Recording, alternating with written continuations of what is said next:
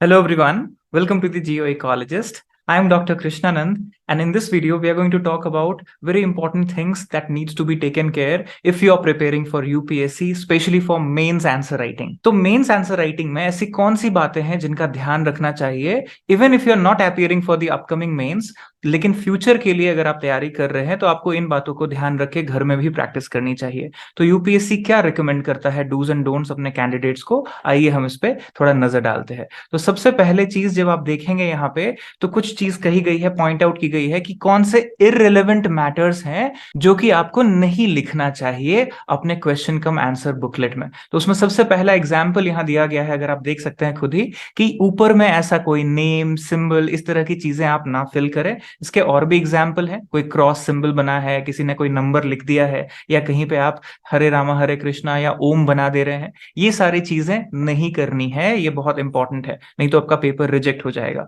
Second important thing कि you have been given margins on both the sides, so don't write anything, any irrelevant information beyond these margins. These margins are strictly to be followed. तो आप घर में भी अगर practice करते हैं तो ये नहीं कि एग्जाम में देख लेंगे, घर में भी आप ये आदत डालिए कि बिटवीन द मार्जिन्स लिखिए। और यहां पे लेफ्ट मार्जिन सिर्फ क्वेश्चन के नंबर डालने के लिए होते हैं और राइट मार्जिन्स बिल्कुल भी आपको नहीं टच करना है। तो बियॉन्ड द मार्जिन्स जबरदस्ती अपने आंसर्स को इसमें फिट करने की कोशिश जो है वो आप नहीं करिए। ये प्रैक्टिस आप घर में भी कर लीजिए, जो कि बहुत इंपॉर्टेंट है। काफी सारे लोग अलग अलग डायग्राम्स या कुछ ऐसे सिंबल्स बना देते हैं, तो इस तरह की चीजें पक्का आपका पेपर रिजेक्ट करवा देंगे अगर आपने प्रैक्टिस नहीं किया घर पे। इस तरह की इरेलीवेंट चीजें नहीं करनी होती हैं। फिर आप देखते हैं कि candidate should not write anything anywhere in QCAB which disclose their identity. तो आप कोई भी ऐसी जगह पे आप अपना नाम या इस तरह का कोई भी चीज आप ना लिखें। यहां पे बिल्कुल मना है आपका नेम या आपका सिग्नेचर्स या इस तरह की कोई भी चीज करना, इसमें आप देख सकते हैं। तो ये गलत है, ये कहा गया है साफ साफ। उसके अलावा अगर कोई क्वेश्चन हो जिसमें आपको कोई एप्लीकेशन लिखना है, तो एप्लीकेशन में भी लास्ट में आप अपना नेम या एड्रेस या इस तरह की चीजें नहीं लिख सकते हैं, उसको आपको फिक्शनल बनाना पड़ेगा। ये बहुत इंपॉर्टेंट चीज है। अब आते हैं कि अगर आप घर में प्रैक्टिस कर रहे हैं तो इन मार्जिन में क्या करना है। तो यहां लिखा हुआ है ये स्पेस सिर्फ आंसर के नंबर, क्वेश्चन के नंबर के लिए है, और ये स्पेस जो है वो बिल्कुल भी कैंडिडेट के लिए नहीं है, ये एग्जामिनर के लिए होगा। राइट, तो आप अपना आंसर को इसी स्पेस में फिट करिए, अपने डायग्राम्स को इन्हीं मार्जिन्स के बीच में बनाइए। अगर आप हॉरिजॉन्टल डायग्राम बना रहे हैं या वर्टिकल डायग्राम बना रहे हैं, आप जो भी कर रहे हैं, आपको अपने राइट अप के साथ इस डायग्राम को यहां पे फिक्स करना है इसी गिवन स्पेस में। इसीलिए मैंने कहा कि ये प्रैक्टिस आपको घर पे भी करनी चाहिए, मॉक टेस्ट्स में भी करनी चाहिए। अगर आप ये प्रैक्टिस करके नहीं जाएंगे तो हो सकता है आप ध्यान न रखें उस समय पे, क्योंकि आदत नहीं होगी। तो ये चीज का ध्यान रखना है। इसके अलावा काफी सारे लोग आजकल मिक्स लैंग्वेज में पढ़ते हैं। As you know, I also get request कि आप मिक्स लैंग्वेज में वीडियोस बनाइए, तो हमने उसके लिए दी जियो इकोलॉजिस्ट जीएस करके एक चैनल अलग से बना दिया है। बट इस चैनल पे हम लोग generally recorded videos, academic videos एक ही लैंग्वेज इंग्लिश में बनाते हैं। उसका सबसे बड़ा रीजन है कि यूपीएससी आपको मिक्स लैंग्वेज में परमिट नहीं करता है आंसर लिखने के लिए। तो आप घर पे भी कभी भी ये चीज ना कीजिए। You should never attempt mixed language write up anywhere, right, because it's not permitted, strictly not permitted, right. Apart from this, answer partly in ink and partly in pencil. बहुत सारे लोगों का क्वेश्चन होता है क्या हम पेंसिल यूज कर सकते हैं, राइट, या दूसरे कलर के इंक यूज कर सकते हैं। आप ध्यान रखिए, इंस्ट्रक्शंस को अच्छे से पढ़िए, या तो ब्लू या तो ब्लैक बॉल पॉइंट पेन, एक ही कलर से आप सारी चीजें करिए। आपका डायग्राम भी पेन से ही बनाना है, पेंसिल यूज नहीं करना है। ये चीज एकदम क्लैरिटी के साथ आप समझ के रख लीजिए।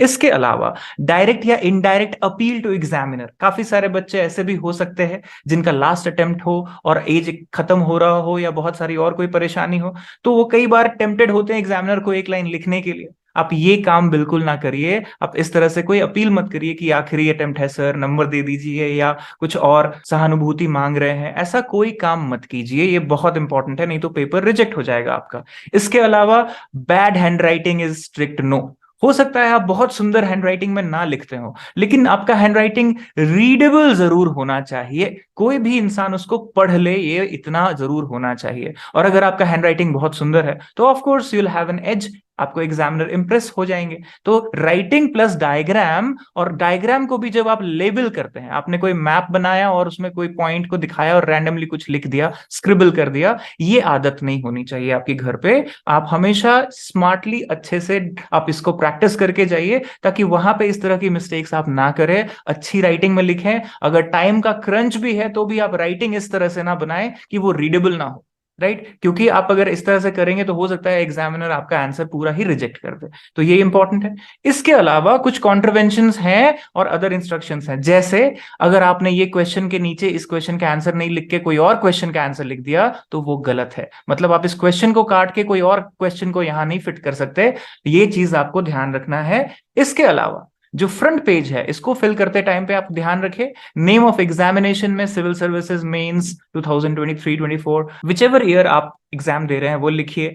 मीडियम ऑफ एग्जामिनेशन आप क्लीनली लिख दीजिए। फिर यहाँ पे आपका रोल नंबर मांगा गया है और नेम ऑफ एग्जामिनेशन, ये सारी चीजें आप लिखिए। इसके अलावा आपको कुछ नहीं लिखना है किसी भी पेज पे।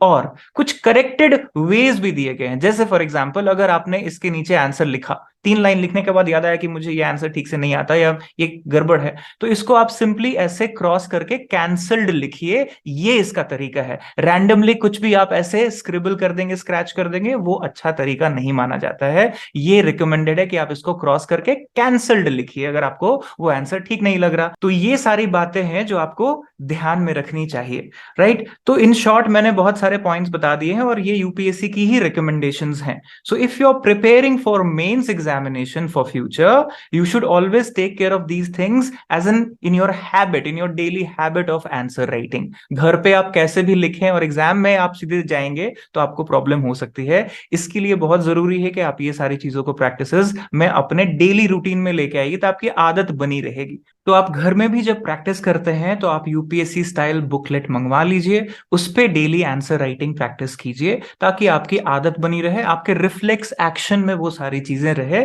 तो आपकी गलती कभी होने के चांसेस कम हो जाएंगे और ना के बराबर हो जाएंगे। तो मैं आशा करता हूं ये सारी बातें आपको समझ आई होंगी, और मेरी बहुत बहुत शुभकामनाएं all the aspirants. I wish you all the best for the upcoming mains and future mains to come. So all the best wishes. And if you want to know about my courses, मेरे courses के बारे में अगर आपको जानकारी चाहिए, मेरी online courses के बारे में, तो आप हमारे वेबसाइट thegeoecolleges.com पे जा सकते हैं। वहां आपको सारी जानकारी मिल जाएगी और डिस्क्रिप्शन में भी मैं लिंक दे दूंगा। So all the best wishes, take care.